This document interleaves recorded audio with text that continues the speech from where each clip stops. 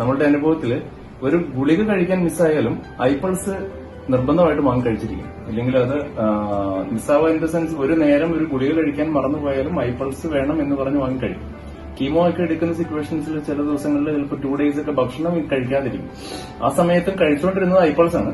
അതിന് യാതൊരു മുടക്കം വന്നിട്ടില്ല. ഈ 5 വർഷമായിട്ട് കണ്ടിന്യൂസ് ആയിട്ട് കഴിക്കുന്നത്. അപ്പൊ മമ്മീനെ കാണാൻ വന്ന മമ്മിയുടെ ഒരു കസിൻ ഇങ്ങനെ കസിന്റെ വീടിന്റെ അടുത്തുള്ള പള്ളിയിൽ ഖുർആൻ ചെല്ലുന്ന ഒരു അച്ഛന് ഇതേ മൾട്ടിപ്പിൾ മൈലോമ എന്ന് പറയുന്ന ഒരു ഇഷ്യൂ ഉണ്ടെന്ന് പറയുകയും അപ്പോ ചാച്ചനെ തോറും വാങ്ങിക്കൊണ്ട് ഈ അച്ഛന് ഗിഫ്റ്റായിട്ട് കൊടുക്കുകയും ചെയ്തു. അച്ഛന് അതിന് ഒരുപാട് റിസൾട്ട് കിട്ടി. മമ്മിക്ക് കിട്ടിയ മാതിരി തന്നെ ഒരുപാട് റിസൾട്ട് കിട്ടി.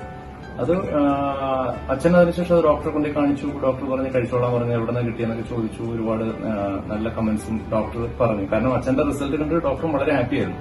ഇപ്പൊ അച്ഛൻ കുർബാന ചെല്ലുന്നുണ്ട്. അച്ഛൻ ബെഡ്രിഡനായി പോയ ഒരു അവസ്ഥയിലായിരുന്നു. അച്ഛൻ കുർബാന ചെല്ലുന്നുണ്ട്.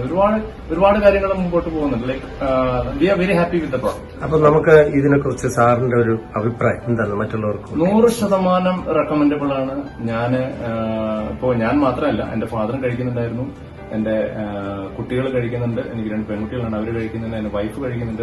ഒരു ജനറൽ വീക്ക്നെസ്സിന് ഒരുപാട് റിസൾട്ട് കിട്ടുന്നുണ്ട്. എന്റെ ബ്രദറിന്റെ വൈഫ്, അവരുടെ കുട്ടികൾ എല്ലാവരും കഴിക്കുന്നുണ്ട്. ഞങ്ങൾ വളരെയധികം സാറ്റിസ്ഫൈഡ് ആണ്. ഞാൻ 100% റെക്കമെൻഡ് ചെയ്യും, അവർക്ക് റെക്കമെൻഡ് ചെയ്യുന്നുമുണ്ട്.